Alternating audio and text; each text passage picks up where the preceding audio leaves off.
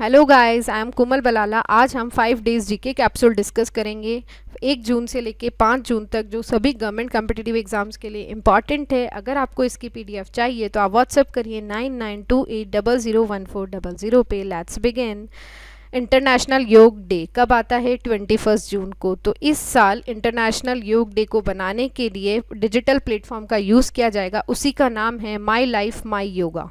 ठीक है, बेसिकली ये एक कॉन्टेस्ट है जो मोदी ने लॉन्च किया है। एक वीडियो ब्लॉगिंग कंपटीशन है। इसको किसका जॉइंट एफर्ट है? ये ministry of Ayush and ICMR, Indian council of cultural research. इसमें कोई भी पार्ट कर सकता है फ्रॉम द वर्ल्ड, कोई भी पार्टिसिपेंट हो सकता है। बेसिकली इसमें करना क्या है, एक 3 मिनट का वीडियो बनाना है यौगिक प्रैक्टिस करते हुए, जैसे आसन, क्रिया, प्राणायाम या कोई मुद्रा में। और उसके साथ साथ ही एक मैसेज भी होना चाहिए कि कैसे यौगिक प्रैक्टिस ने आपकी लाइफ को इन्फ्लुएंस किया है, कितने चेंजेस आए हैं आपकी लाइफ में, पॉजिटिव चेंजेस जो आए हैं वो सब। इसके लिए इन्होंने प्राइज़ भी डिसाइड किए हैं। फर्स्ट विनर जो होगा उसको 1,50,000, सेकेंड विनर को 50,000 और थर्ड विनर को 25,000 का प्राइज़ दिया जाएगा। Endeavour space craft and crew dragon capsule, आप सब ने सुना होगा। स्पेस एक्स ऐसी फर्स्ट प्राइवेट कंपनी बन गई है जिसने स्पेस में एस्ट्रोनॉट्स को भेजा है, मतलब फर्स्ट ह्यूमंस को भेजा है। ठीक है, तो उसी के लिए किसके थ्रू भेजा है उसने? बेसिकली एक ताकतवर रॉकेट फाल्कन 9 है, स्पेस एक्स के ड्रैगन कैप्सूल लेकर कैनेडी स्पेस सेंटर से उड़ा। ठीक है, तो इसमें देखो दो एस्ट्रोनॉट्स कौन कौन से हैं, बैनकेन और हर्ले, ये दोनों एस्ट्रोनॉट्स हैं। ठीक है, ये बेसिकली क्या है, अंतरिक्ष यान का एक प्रयास है। ठीक है, तो इस पे क्वेश्चन आएगा, कौन सी फर्स्ट प्राइवेट कंपनी है जिसने एस्ट्रोनॉट्स को भेजा है? Space x. कौन सा रॉकेट यूज़ किया है? Falcon 9 rocket. कौन सा क्रू ड्रैगन कैप्सूल यूज़ किया है? ठीक है, और दो एस्ट्रोनॉट्स कौन कौन हैं? बैनकेन और हर्ले। हर्बल रोड प्रोजेक्ट, इस पे डायरेक्ट क्वेश्चन बन सकता है कि हाल ही में किस राज्य ने हर्बल रोड प्रोजेक्ट डिसाइड किया है, मतलब लॉन्च किया है? तो कौन से राज्य ने किया है? उत्तर प्रदेश राज्य ने। ठीक है, बेसिकली क्या करेगा कि स्टेट हाईवे और नेशनल हाईवे होते हैं ना, उनके रोड के दोनों साइड में हर्बल और मेडिसिनल ट्रीज लगाएगा 800 किलोमीटर के एरिया में। इसके साथ साथ ही ये रेन वाटर रिचार्जिंग सिस्टम भी की प्लानिंग भी कर रहा है इन रोड पे। अब देखो कौन कौन से पेड़ लगाए जाएंगे, पीपल, नीम, सहजन, ब्राह्मी, अश्वगंधा, जत्रोपा। ये सारे के सारे, इन सब में क्या है, मेडिसिनल क्वालिटीज़ है। मुद्रा शिशु लोन, अपन सब जानते हैं कोविड-19 ने सबकी हालत बहुत बुरी कर दी है, खास करके जो छोटे लोग मतलब जो छोटे बिजनेसमैन हैं, क्योंकि सब दुकानें वगैरह सब बंद थी। तो उसी के लिए जो छोटे व्यापारी है और जो कुटीर उद्योग है उनको ज़्यादा नुकसान ना हो, उसी के लिए सेंट्रल गवर्नमेंट ने एक मुद्रा शिशु लोन अनाउंस किया है। ठीक है, इसमें ये लोन कौन देगा? मुद्रा एजेंसी देगी। मुद्रा क्या है? Micro unit development and refinance agency. Basically ये क्या है, एक नॉन बैंकिंग फाइनेंशियल कंपनी है जो माइक्रो एंटरप्राइजेस सेक्टर के डेवलपमेंट को सपोर्ट करती है। ठीक है, ये 10 लाख तक का लोन देती है।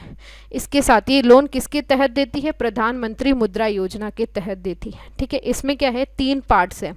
शिशु 50,000 तक का लोन दिया जाता है शिशु के तहत। किशोर का दिया जाता है 50,000 से 5 लाख तक का, और तरुण में 5 लाख से 10 लाख तक का। ठीक है, तो ये क्या है कि मतलब डिपेंड करता है कि आपके एंटरप्राइज, जैसे कोई किसी ने बिजनेस सेटअप ही किया, ठीक है, तो उसको पैसा चाहिए तो उसके लिए 50,000 हो गया। अब वो थोड़ा बढ़ाना चाहता है तो उसे 5 लाख तक का लोन चाहिए तो किशोर के तहत मिल जाएगा। फिर तरुण, मतलब और वो थोड़ा बड़ा करना चाह रहा है तो उसे 10 लाख तक का चाहिए, वो तरुण के तहत। आप फिगर में देख सकते हैं, पूरी डिटेल लिखी हुई है। ठीक है, अब ये जो 10 लाख तक का लोन दिया जाता है, ठीक है, ये बिना कॉलेट्रल, मतलब बिना सिक्योरिटी के दिया जाता है। ये इंपॉर्टेंट है, ये क्वेश्चन आ सकता है कि क्या जो मुद्रा शिशु लोन है या जो मुद्रा लोन देती है वो विदाउट कॉलेट्रल देती है, और कितने तक का देती है? 10 लाख तक का देती है। ठीक है, न्यू स्कीम, अपन सब जानते हैं चाइना जो है वो मोबाइल मैन्युफैक्चरिंग हब है। ठीक है, अब हमेशा तो उसको बना नहीं रहने दे सकते, क्या इंडिया भी तो मैन्युफैक्चरिंग हब बन ही सकता है ना। उसी डायरेक्शन में एक जो माइटी मिनिस्टर है रविशंकर प्रसाद ने 3 स्कीम लॉन्च की है इलेक्ट्रॉनिक सेक्टर को बूस्ट करने के लिए। कौन कौन सी स्कीम है? Production linked incentive scheme, cluster scheme जिसका नाम है EMC 2.0 and SPECS component manufacturing scheme. Basically क्या करेगी? मैन्युफैक्चरिंग ऑफ मोबाइल फ़ोन को बढ़ाएगी। ठीक है, ये इनका टारगेट है 10 लाख करोड़ तक अपन मोबाइल बना पाएंगे 2025 तक। ठीक है, नोट करना कितना है, 10 लाख करोड़। ठीक है, इसके साथ साथ ही ये 5 लाख तो डायरेक्ट एम्प्लॉयमेंट दे रही है और 15 लाख इनडायरेक्ट एम्प्लॉयमेंट देगी, मतलब 15 लाख इनडायरेक्ट रोजगार उपलब्ध करवाएगी। अब प्रोडक्शन लिंक्ड सब्सिडी स्कीम क्या है, बेसिकली जो भी गुड्स इंडिया में बनाए जाएंगे, ठीक है, उनको एक्स्ट्रा इंसेंटिव दिया जाएगा 4% से लेके 6% तक। ठीक है, उससे क्या होगा, और लोगों में उत्साह रहेगा और ज़्यादा से ज़्यादा बनाए जाएंगे। SPEC second scheme, scheme for promotion of manufacturing of electronic components and semiconductor. Basically क्या होता है, ये जो छोटे छोटे डिवाइसेस होते हैं जैसे semiconductor device, electronic goods, display, fabrication unit, इन सब के लिए जितना भी आपका खर्चा हो रहा है उसका 25% जो है ऑन द कैपिटल एक्सपेंडिचर कौन देगी, ये स्कीम के तहत दिया जाएगा। ठीक है, EMC 2.0। अब इसके अंदर क्या है, मॉडिफाइड इलेक्ट्रॉनिक्स मैन्युफैक्चरिंग क्लस्टर, ये क्या कर रही है, विश्व स्तरीय बुनियादी ढांचे का निर्माण कर रही है। ठीक है, इसके साथ साथ ही इसका जो मकसद है वो ये है कि भारत को मोबाइल विनिर्माण का वैश्विक केंद्र बनाना है। ठीक है, वैश्विक केंद्र बनाना है, मतलब जैसे चाइना है ना उसी टाइप से इंडिया को भी वैश्विक केंद्र बनाना है।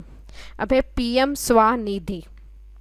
ठीक है, बेसिकली क्या है, 1 जून 2020 को गवर्नमेंट ऑफ इंडिया ने प्रधानमंत्री स्वानिधि स्कीम, किसके लिए, स्ट्रीट वेंडर्स के लिए, किसने लॉन्च की है, ministry of housing and urban affairs ने। ठीक है, ये बेसिकली क्या है, special micro credit facility scheme, मतलब किनको, स्ट्रीट वेंडर जो होते हैं ना, जैसे ठेले वाले, रिक्शा चालक, इन सबको लोन दे रही है। ठीक है, इसकी फुल फॉर्म है PM street vendors Atmanirbhar Nidhi. देखो अभी सब जगह क्या चल रहा है, आत्मनिर्भर भारत का जो कैंपेन है, ठीक है, उसी के तहत बहुत सारी स्कीमें, जैसे इलेक्ट्रॉनिक सेक्टर का अपन ने देखा था, अब ये स्ट्रीट वेंडर की बात कर रहे हैं। ठीक है, तो PM स्ट्रीट वेंडर्स आत्मनिर्भर नीति, इसमें क्या होगा कि 10,000 तक का लोन दिया जाता है। ठीक है, और चुकाना कैसा है, 1 साल के अंदर मंथली इंस्टॉलमेंट के थ्रू आप चुका सकते हो। ठीक है, अगर कोई पहले इसे चुका देता है तो उसे 7% की ब्याज से जो भी पैसा होगा वो उसके खाते में डाल दिया जाएगा एज ए सब्सिडी के तौर पे। ठीक है, इसमें कोई पेनाल्टी नहीं है, अगर कोई पहले भी पैसा दे देता है कोई पेनाल्टी नहीं लगती। ये चाह रही है कि ये टोटल 50 लाख जो लोग हैं, जिसमें वेंडर्स हो गए, होकर हो गए, ठेले वाले हो गए, उससे इस स्कीम, मतलब ये स्कीम के तहत उन सबको फ़ायदा होगा। ठीक है, अब देखो स्ट्रीट वेंडर कहाँ कहाँ से होंगे, प्री अर्बन एरिया और जो गाँव के इलाके हैं वहाँ के। ठीक है, फिर लोन कौन कौन देगा, MFIs मतलब micro finance institutions, non banking financial companies, और SSG जो बैंक होते हैं, मतलब हाउसिंग बैंक्स जो होते हैं, वो सब भी ये देंगे। जो स्मॉल बैंक्स होते हैं ना, वो अर्बन पुअर को ये स्कीम देंगे, मतलब उन तक पहुंचाएंगे। Third, thermal high altitude area defence, basically ये क्या है, USA की एक मिसाइल डिफेंस सिस्टम है। अभी न्यूज़ में इसलिए रही थी क्योंकि चाइना ने ऑब्जेक्शन उठाया है कि USA का जो थर्ड है वो साउथ कोरिया में है। थर्ड बेसिकली क्या है, एक मिसाइल को नष्ट करने के लिए बनाया गया है, transportable ground based missile system है। ये स्पेस बेस्ड और ग्राउंड बेस्ड सर्विलियंस स्टेशन, जैसे कोई मिसाइल आती है ना तो ये उसको नष्ट कर देता है। ठीक है, ये इसका काम है। ये इसे बनाया किसने है, US की कंपनी लॉकहीड मार्टिन ने बनाया है।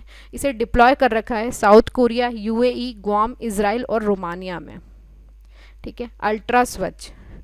अब अपन देखो सब देख रहे हैं कि है ना, PP किट भी पहन रखा है डॉक्टर्स ने, उसके बावजूद भी उनको कोविड हो रहा है, वो कोविड पॉजिटिव निकल रहे हैं। ठीक है, तो उसी के लिए, उसी डायरेक्शन में आगे बढ़ते हुए DRDO ने एक डिसइंफेक्शन यूनिट, मतलब जो कि क्या है, डिसइंफेक्शन को बोलते हैं, कीटाणु शोधन एक इकाई विकसित की है, जो मतलब किस किस को, PPE को डिसइंफेक्ट करेगी, इलेक्ट्रॉनिक आइटम, फैब्रिक हो गए, ऐसे बहुत सारे आइटम्स को वो क्या करेगी, कीटाणु रहित बनाएगी। ठीक है, इसमें प्रोसेस यूज़ किया है ऑक्सोनेशन, एडवांस्ड ऑक्सीडेटिव प्रोसेस। बेसिकली होता क्या है, ओजोन जो होता है ना वो क्लोरीन से ज़्यादा इफेक्टिव होता है वायरस और बैक्टीरिया को मारने में। ठीक है, इसमें क्या होता है कि ओजोन की एक डबल लेयर्ड बनाई जाती है, फिर ओजोन को उसमें ट्रैप किया जाता है। ठीक है, और इसके साथ साथ ही ये एनवायरनमेंट फ्रेंडली भी बनाया जाएगा। कैसे, क्योंकि जो ऑक्सीजन और वाटर ये निकालेंगे ना, उसके लिए एक कन्वर्टर होगा इस सिस्टम में। अल्ट्रा स्वच्छ जो है वो दो वेरिएंट में अवेलेबल है, एक तो ओजोनेटेड स्पेस और त्रिनेत्र टेक्नोलॉजी। अब त्रिनेत्र जो टेक्नोलॉजी है उसमें ओजोनेटेड स्पेस है और एक रेडिकल डिस्पेंसर भी है। देखो इस पे क्वेश्चन आएगा अल्ट्रा स्विच किससे रिलेटेड है, किसने बनाया है, तो किसने बनाया है, DRDO ने बनाया है। क्या करता है, PP किट इन सबको डिसइंफेक्ट मतलब कीटाणु रहित बनाता है। कौन सा प्रोसेस किया जाता है, ऑक्सोनेशन करके प्रोसेस है दो। अब ये दो वेरिएंट में अवेलेबल है, इस पे भी क्वेश्चन आ सकता है। तो कौन है, ओजोनेटेड स्पेस और त्रिनेत्र टेक्नोलॉजी। अब है अंतिफा।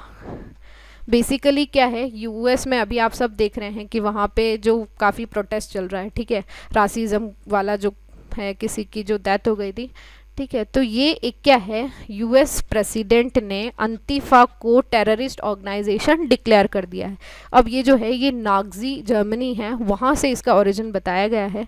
यूएस में ये तब आए थे जब जो 2016 में जो प्रेसिडेंट के इलेक्शन हुए थे ना, तब ये थोड़े न्यूज़ में रहे थे। इनका कोई फॉर्मल ऑर्गेनाइजेशनल स्ट्रक्चर नहीं है, ठीक है। ये अपने मेंबर जैसे ब्लैक लीव मैटर हो गया, ऑक्यूपाइड मूवमेंट, कहीं से भी अपने मेंबर्स को ले लेते हैं।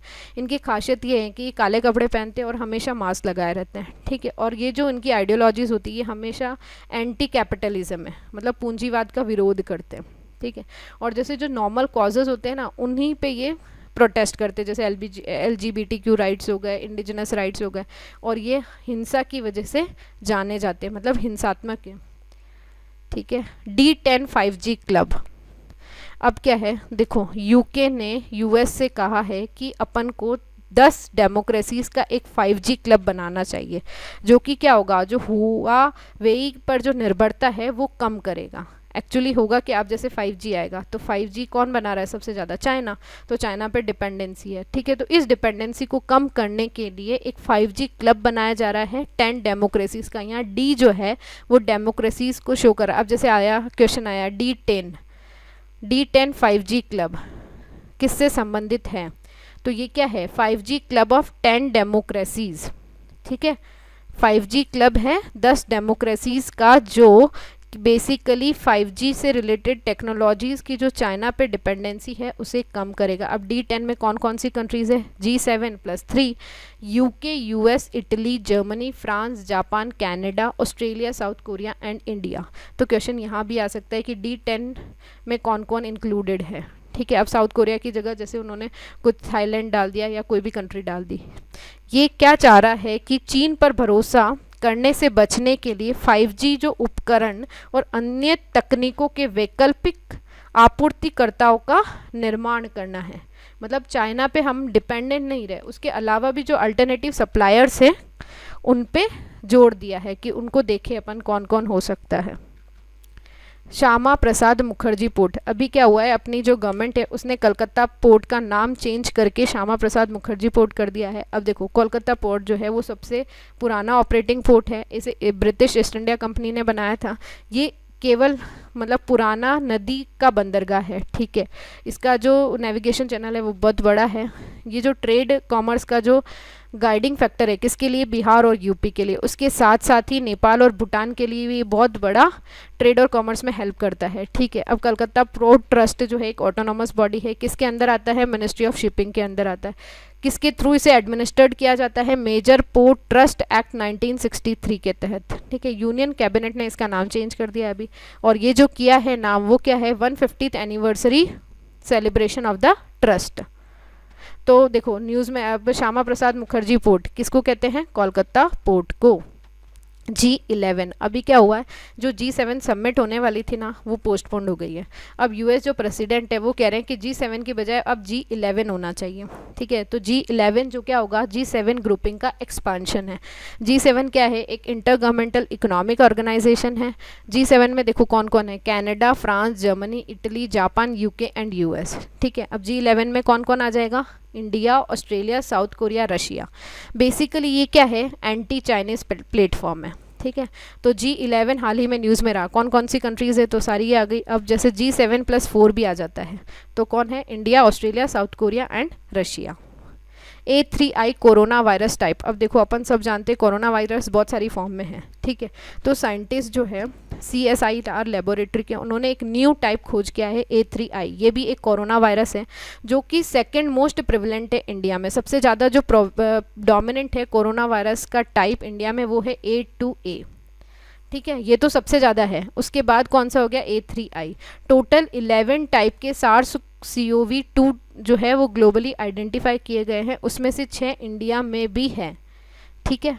तो A3I, अगर जैसे A3I जो है recently often seen in news, तो क्या है A3 बेसिकली ये एक कोरोना वायरस टाइप है, ठीक है। साइक्लोन निसर्ग कहाँ पे आया है? महाराष्ट्र और south Gujarat on the western coast of India, ठीक है। ये अम्फान से कम है, मतलब थोड़ा वीक है, उसकी स्ट्रेंथ और इंटेंसिटी कम है। बेसिकली होता क्या है, बे ऑफ बंगाल जो है, ठीक है, वो थोड़ा गर्म है और वहाँ पे जो आइडियल कंडीशन है साइक्लोन फॉर्म होने के, जबकि अरेबियन सी में एक तो पानी ठंडा रहता है, तो इस वजह से वहाँ पे जो साइक्लोन है वो कम बनते हैं। उइगुर मुस्लिम, ये एक बेसिकली क्या है, तुर्की एथनिक ग्रुप है, मतलब ये जो तुर्की है ना वहाँ की ये जनजाति है। ये अपना ओरिजिन बताती है सेंट्रल और ईस्ट एशिया को, ठीक है। तो ये जो है चाइना की 55 जो officially recognised ethnic minority communities है उनमें से एक है। चाइना ने इन्हें रीजनल माइनॉरिटी डिक्लेयर कर रखा है, जबकि ये रिजेक्ट करते कि हम तो वहाँ के इंडिजिनस ग्रुप हैं। जो उइगुर जो है वो शिनजियांग रीजन में सबसे ज़्यादा रहती है और इसके साथ साथ ये उज्बेकिस्तान, किर्गिस्तान, कजाकिस्तान में भी रहती है। अभी क्या हुआ है कि USA के जो हाउस ऑफ रिप्रेजेंटेटिव है उसने एक लेजिस्लेशन पास किया है कि जो उइगुर मुस्लिम्स हैं उन पे जो चाइनीज़ ऑफिशियल है वो ऑपरेशन कर रहे हैं उनका, मतलब उनको जो होता है ना उनके साथ अच्छा व्यवहार नहीं कर रहे। Pharmacopoeia commission for Indian medicine and homoeopathy. Pharmacopoeia जो है बेसिकली एक बुक है, ठीक है। अब एक्चुअली जैसे अपन देखते हैं कि जैसे कोई भी मेडिसिन बनी है उसको बनाने का जो प्रोसेस है, उसका नाम जो है, ये सब इस बुक में होता है कि वो कैसे बनी है, उसका क्या क्या प्रोसेस है, ठीक है। तो कैबिनेट ने अप्रूव कर दिया है pharmacopoeia commission for Indian medicine and homoeopathy. एक सबऑर्डिनेट ऑफिस होगा किसके अंदर? मिनिस्ट्री ऑफ आयुष के अंदर। प्रेजेंटली क्या है कि जो PCIM&H जो है pharmacopoeia commission for Indian medicine and homoeopathy एक ऑटोनोमस बॉडी है under the aegis of ministry of AYUSH, जिसे इस्टेब्लिश किया गया था 2010 में। अब देखो ये जो कमीशन है वो अम्ब्रेला ऑर्गेनाइजेशन, जैसे एक बड़ा ऑर्गेनाइजेशन हो गया, उसके अंदर छोटे छोटे ऑर्गेनाइजेशन है। कौन कौन से है? आयुर्वेदिक फार्माकोपिया कमेटी, सिद्धा फार्माकोपिया कमेटी, यूनानी pharmacopoeia committee, homeopathic pharmacopoeia committee. अब उसके साथ साथ 2 सपोर्टिंग स्ट्रक्चर है। कौन कौन से? Pharmacopoeia laboratory for Indian medicine and homeopathic pharmacopoeia laboratory. Social stock exchange, जैसे स्टॉक एक्सचेंज होता है ना, वैसे नाम से पता चल रहा है सोशल स्टॉक एक्सचेंज। तो ये क्या है? सोशल जो सर्विसेज है उसके लिए बनाया गया है। सेबी ने अनाउंस रिकमेंड की है कि जो NGOs हैं, ठीक है, वो डायरेक्टली लिस्ट हो सकते हैं सोशल स्टॉक एक्सचेंज में। और जो सोशल स्टॉक एक्सचेंज है वो भी किस में लिस्टेड होगा? बॉम्बे स्टॉक एक्सचेंज और नेशनल स्टॉक एक्सचेंज। बेसिकली जो सोशल स्टॉक एक्सचेंज का जो आइडिया है वो किस में आया था? यूनियन बजट 2019-20 में। यहाँ पे डायरेक्ट क्वेश्चन बन सकता है, सोशल स्टॉक एक्सचेंज जो है वो कौन से बजट में बताया गया है? तो कौन से बजट में है? 1920 के बजट में। बेसिकली इसका जो एम है वो ये है कि जो सोशल और वॉलेंटरी ऑर्गेनाइजेशन है, ठीक है, वो जो कैपिटल जो मतलब रेज करते हैं वो इक्विटी, डेट और म्यूचुअल फंड के थ्रू रेज कर सके। इससे क्या होगा कि उनकी जो फाइनेंसिंग है वो थोड़ी सस्ती हो जाएगी और जो डिपेंडेंसी है उनकी फॉरेन एड पे वो कम हो जाएगी, ठीक है। उसके लिए इन्होंने क्या किया है? बॉन्ड इशू करेगी NGOs जो है, उसका नाम रखा है जीरो कूपन बॉन्ड और जीरो प्रिंसिपल बॉन्ड। अब जीरो कूपन बॉन्ड जो होगा वो बेसिकली एक डेट सिक्योरिटी है, इस पर क्या है, कोई इंटरेस्ट नहीं दिया जाएगा और जो ट्रेडिंग होगी वो डीप डिस्काउंट में होगी, मैच्योरिटी पे प्रॉफिट दिया जाएगा और ऐसा भी हो सकता है जो बॉन्ड की जो फेस वैल्यू है उसके बराबर उन्हें पैसा मिल जाए, ठीक है। तो इसके लिए जो बेसिकली क्या होगा कि डोनर से फिलैंथ्रोपिक जो फाउंडेशन है, जो CSR है, वो मतलब एनकरेज होंगे जीरो कूपन बॉन्ड में पैसा लगाने के लिए, ठीक है। तो एक और फंड बनाया गया है सोशल वेंचर फंड, जो किसके अंदर है? अल्टरनेटिव इन्वेस्टमेंट फंड के अंदर। बेसिकली सोशल वेंचर फंड जो है वो early stage of social enterprises में जो फंड इन्वेस्ट किया जाता है उसे कहा जाता है, ताकि क्या है जो एक मतलब अपॉर्चुनिटी क्रिएट करे जो लोग जो गरीबी में रहते हैं ना उनके लिए, ताकि उनके लिए अपन काम कर सके। TULIP the urban learning internship programme, देखो इस पे बहुत सारे क्वेश्चन बन सकते हैं। सबसे पहले इसे क्या है, ये एक ऑनलाइन पोर्टल है, किसने लॉन्च किया है, ministry of HRD human resource development, ठीक है, ministry of housing and urban affairs, और उसके साथ साथ ही AICTE all India council for technical education, ठीक है। अब ये जो प्रोग्राम है बेसिकली क्या कर रहा है, इंटर्नशिप अपॉर्चुनिटीज़ दे रहा है 25,000 फ्रेश ग्रेजुएट्स को in all urban local bodies और स्मार्ट सिटीज़, ठीक है। इसका जो कंसेप्ट है वो बेसिकली मतलब कल्पना किसके अंदर की गई थी, बजट 2021 जो अभी वाला जो बजट आया है उसमें एक इन्होंने थीम लॉन्च की है जिसका नाम है एस्पिरेशनल इंडिया, उसी के तहत तुलिप की कल्पना की गई है। तो ये क्या करेगा कि जो एजुकेशन की अप्रोच है उसको चेंज कर रहा है, डूइंग बाय लर्निंग। अपन क्या सोचते हैं, एक तो काम करो, और ये उल्टा बोल रहा है कि आप लर्निंग बाय डूइंग, ठीक है, करते करते सीखो, मतलब आप काम करते करते सीखो। एरिया ऑफ वर्क क्या होगा, जो स्मार्ट सिटी के जो प्रोजेक्ट्स है उसमें बहुत सारी अपॉर्चुनिटीज़ है। देखो अर्बन प्लानिंग हो गई, वाटर सप्लाई हो गई, वेस्ट मैनेजमेंट हो गया, स्लम इम्प्रूवमेंट हो गया, डिजिटल गवर्नेंस, ये सारे एरिया ऑफ वर्क। अब एलिजिबिलिटी क्या है, कोई भी इंडियन सिटीजन जिसने final year of college complete कर दिया है, डिग्री है B Tech, B planning, B arts, BA, BCom, LLB etcetera, duration इसकी 8 वीक से लेके 1 साल तक है। बेनिफिट क्या दिया जाएगा, इंडियन ग्रेजुएट्स जो है उनको मार्केट अकॉर्डिंग स्किल्स दी जाएगी, ठीक है। तो जो एक पोटेंशियल टैलेंट फील्ड जो पूल जो है वो डाइवर्स फील्ड में क्रिएट होगा। तो इससे देखो स्मार्ट सिटीज़ को भी बेनिफिट होगा और ULBs को भी बेनिफिट होगा, और इसके साथ साथ फ्रेश आइडिया और एनर्जी का इन्फ्यूज़न होगा, ठीक है, किसमें, कंट्री के अंदर, ठीक है। जो tulip is an important stepping stone for fulfilment of MHRD and AICTE का जो गोल है, उनका क्या गोल है, 1 करोड़ सक्सेसफुल इंटर्नशिप देनी है 2025 तक। स्वदेश skilled workers arrival database for employment support, देखो अभी क्या हो रहा है, जैसे माइग्रेंट लेबर्स इधर उधर जा रही है, माइग्रेंट लेबर अब अपने घर जा रही हैं, तो स्टेट गवर्नमेंट ने क्या बोला है, जो जहाँ जा रही है वहीं उन्हें रोजगार दिया जा रहा है। अभी तो देखो मनरेगा के तहत दे रहे हैं उन सबको, तो अब जो वंदे भारत मिशन के तहत जो इंडिया में आ रहे हैं फॉरेन से, उनको क्या है, रेलेवेंट एम्प्लॉयमेंट अपॉर्चुनिटीज़ दी जाए, ठीक है।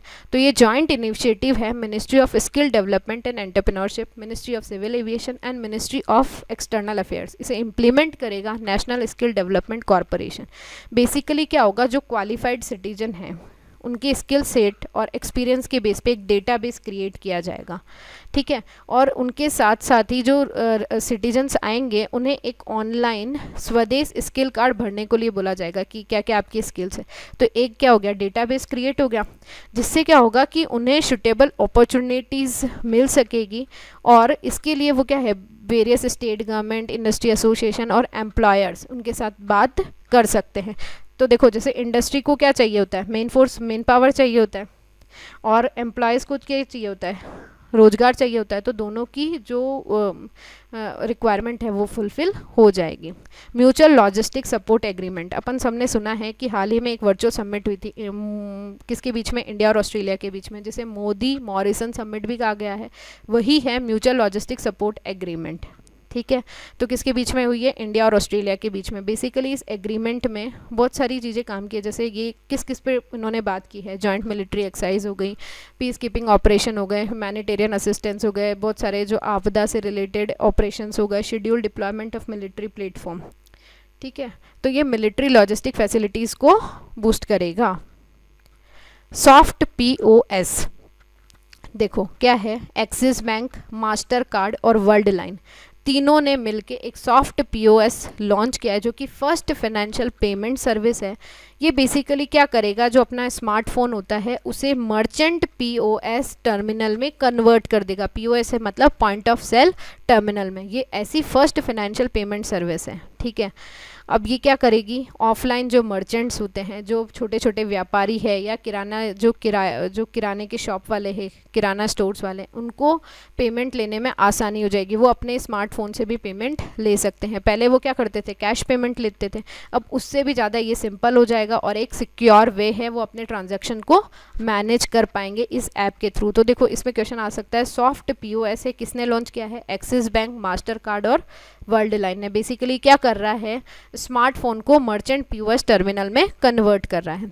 सुमेरु पैक्स, अब देखो क्या है, अपन सब जानते हैं पीपी जो किट होता है वो प्लास्टिक से बना होता है। पर्सनल प्रोटेक्टिव इक्विपमेंट किट जो डॉक्टर्स या जो हेल्थ वर्कर्स जो पहनते हैं वो बेसिकली प्लास्टिक टाइप मटेरियल से बना होता है। तो अभी जो गर्मी है उससे क्या होता है, एक तो स्वेटिंग होती है बहुत सारी और उन्हें लॉन्ग आवर तक पहनना पड़ता है, तो उससे बहुत सारी प्रॉब्लम्स उन्हें फेस करनी पड़ती है। उसी के लिए डीआरडीओ ने एक सुमेरु पैक बनाया है जो कि पर्सनल एयर सर्कुलेशन सिस्टम है, जो डॉक्टर और हेल्थ केयर वर्कर को कंफर्ट देगा, स्वेटिंग से उन्हें छुटकारा मिलेगा। तो बेसिकली ये क्या है, जैसे अपना बैकपैक होता है ना पीछे बांधने वाला, उसी टाइप का एक छोटा सा आधा किलो का एक पर्सनल एयर सर्कुलेशन डिवाइस है, जो पहनने वाला है उसको भी कंफर्टेबल फील कराएगा और कूल, मतलब उन्हें ठंडक देगा। जैसे एक हवा आती है ना, तो ये क्या करेगा, एक वहाँ पे फिल्टर के थ्रू आउटसाइड एयर को पंप करेगा और जो अंदर का मॉइस्चर है उसे बाहर फेंकेगा। तो नेक और हेड के जो आसपास है वहाँ पे कूलिंग करेगा। बीमल जुल्का कमेटी किससे रिलेटेड है, rationalisation of film media unit, ठीक है। तो ये बेसिकली क्या कर रही है कि 4 ब्रॉड कैटेगरीज में काम करने के लिए बोल रही है, प्रोडक्शन, फेस्टिवल, हेरिटेज, नॉलेज। इसके साथ साथ ही इसने रिकमेंडेशन भी की है कि फिल्म प्रोडक्शन फंड बनाया जाए इंडिपेंडेंट फिल्म मेकर्स के लिए फॉर मेकिंग कमर्शियल फिल्म्स। देखो बीमल जुल्का कमेटी हाल ही में न्यूज़ में रही, किससे संबंधित है, rationalisation of film media units. Global economic prospects, देखो बेसिकली होता क्या है, जो यूपीएससी है ना वो ऐसी रिपोर्ट्स पे क्वेश्चन पूछती है। 2014 में उन्होंने एक पूछा था कि वर्ल्ड इकोनॉमिक आउटलुक कौन निकालता है, तो आईएमएफ निकालता है। उसी टाइप से ये क्वेश्चन भी इंपॉर्टेंट हो जाता है। ग्लोबल इकोनॉमिक प्रॉस्पेक्ट्स कौन रिलीज करता है, वर्ल्ड बैंक रिलीज करता है। तो इस रिपोर्ट के अकॉर्डिंग 2019 की जो महामारी वाली कोविड 19 की जो महामारी वाली सिचुएशन है, इसने सीवियर शॉर्ट टर्म और लॉन्ग टर्म इफेक्ट दिए हैं इकोनॉमिक ग्रोथ पे, ठीक है।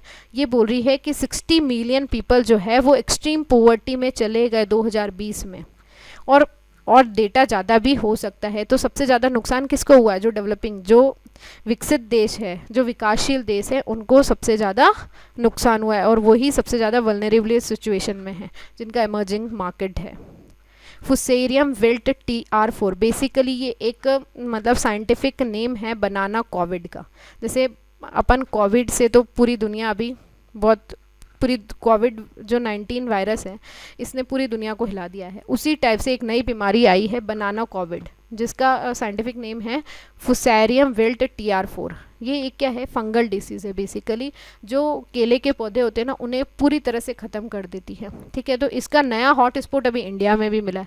बेसिकली ट्रॉपिकल रेस 4 जो है सबसे पहले ताइवान में आइडेंटिफाई की गई थी। According to food and agriculture organisation ये कहता है कि TR4 जो है वो सबसे बेकार, सबसे खतरनाक बीमारी है प्लांट की, मतलब जो पौधों की सबसे खतरनाक बीमारियों में से एक बीमारी है, ठीक है। इंडिया में जो अभी हॉट स्पॉट मिला है इसका वो बिहार और यूपी है। और आपकी जानकारी के ये है कि जो केला है उसका सबसे ज़्यादा उत्पादन भारत करता है, ठीक है। तो largest producer of banana in the world है इंडिया। तो इंडिया के लिए बहुत डेंजरस सिचुएशन है। तो इसके लिए अभी गवर्नमेंट डिफरेंट मेजर्स ले रही है ताकि ये बीमारी अपने जो केले के जो पौधे के जो बहुत सारे उद्यान जो गार्डन्स हैं उनमें ये फैले ना। Kohla hydro electric power project किसके बीच में है, इंडिया पाकिस्तान ने अभी रिसेंटली फाइनलाइज किया है। किसके अंदर बनाया जाएगा, चाइना पाकिस्तान इकोनॉमिक कॉरिडोर के तहत बनाया जाएगा। बेसिकली प्रोजेक्ट जो है कहाँ पे सेटअप किया जा रहा है, जो अपना पाकिस्तान ऑक्यूपाइड कश्मीर है POK में, झेलम रिवर पे बनाया जा रहा है। अगर ये कंप्लीट हो जाता है तो 5 billion unit clean and low cost electricity देगा पाकिस्तान के कंज्यूमर्स को। 5 जून आप सब जानते होंगे 5 जून किस लिए बनाया जाता है, वर्ल्ड एनवायरनमेंट डे है। क्यों 5 जून ही, ये फर्स्ट डे था United nation conference on the human environment जो कि स्टॉकहोम स्वीडन में हुई थी 5 जून से लेके 16 जून तक 1972 में, ठीक है। इस साल का जो होस्ट कंट्री है वो कौन है, कोलंबिया है, ठीक है। थीम क्या है 2020 की? बायोडाइवर्सिटी, एक कंसर्न दैट इज बहुत urgent and existential. Nagar one, 5 जून को क्या बनाया जाता है? World environment day. उसी को एक मेमोरेबल बनाने के लिए एनवायरनमेंट मिनिस्टर प्रकाश जावड़ेकर ने कैंपेन लॉन्च किया, नगर वन। बेसिकली क्या है? अर्बन फॉरेस्ट्री पे एम्फेसाइज करेगा। इस स्कीम के तहत आने वाले 5 सालों में 200 अर्बन फॉरेस्ट डेवलप किए जाएंगे पूरे कंट्री में।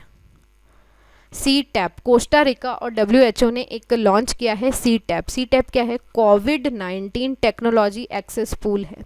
ये बेसिकली क्या है? वन स्टॉप शॉप है जिसमें इंफॉर्मेशन भी है, साइंटिफिक नॉलेज भी है, इंटेलेक्चुअल प्रॉपर्टी भी मिल जाएंगे, जैसे कि कोई वैक्सीन बना रहा है, टेस्ट क्या क्या है, हेल्थ टेक्नोलॉजीज क्या क्या है और ट्रीटमेंट क्या क्या है कोविड-19 को से related. Thank you. If you like this video please like, share and subscribe our channel.